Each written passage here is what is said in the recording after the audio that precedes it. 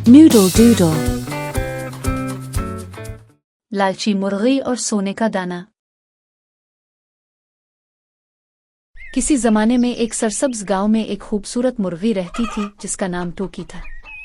टोकी के सुर्ख परों में सुनहरी चमक थी और वो बहुत खुशहाल थी, मगर इसमें एक बहुत बुरी आदत थी, वो बहुत ज्यादा लालची थी। टोकी हमेशा दूसरों के खाने पर नजर रखती और चाहती थी कि सब कुछ सिर्फ इसी को मिले। अगर किसी और को अच्छा खाना मिलता तो वो हसद से जलने लगती और किसी न किसी तरह वो चीज हथियाने की कोशिश करती। एक दिन टोकी खेत में दाना चुग रही थी कि अचानक इसे एक चमकता हुआ सोने का दाना मिला। इसकी आंखें खुशी से चमक उठी। ये दाना तो खालिस सोने का है। अगर मेरे पास ऐसे बहुत से दाने हों तो मैं सबसे अमीर हो जाऊंगी, टोकी ने लालच से सोचा। वो फौरन वो दाना लेकर अपने डरबे में चली गई और सोचने लगी कि मजीद सोने के दाने कैसे हासिल किए जाएं। वो इतनी खुश थी कि इसने किसी को भी इस खजाने के बारे में नहीं बताया। अगली सुबह वो दोबारा खेत में गई और जमीन खोदने लगी कि शायद वहां और भी सोने के दाने हों। वो पूरा दिन मिट्टी में पंजे मारती रही, मगर उसे कुछ न मिला। ये कैसे हो सकता है, टोकी ने गुस्से से सोचा।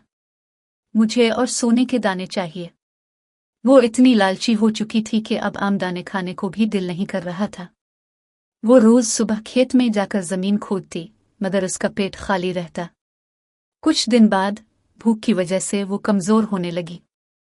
अब वो ना सही से चल सकती थी, ना ओढ़ सकती थी।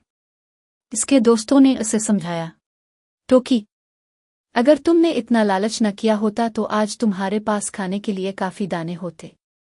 मगर टोकी को अब भी अपने सोने के दाने की फिक्र थी।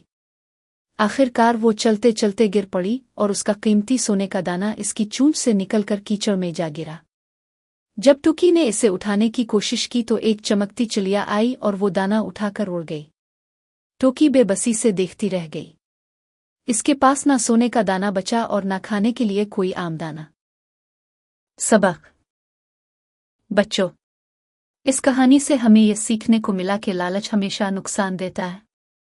अगर टोकी ने आम दानों को भी अहमियत दी होती और अपने दोस्तों के साथ मिल बांट कर खाया होता तो वो भूखी ना रहती। हमें हमेशा कनात करनी चाहिए और जो कुछ हमारे पास है इस पर खुश रहना चाहिए।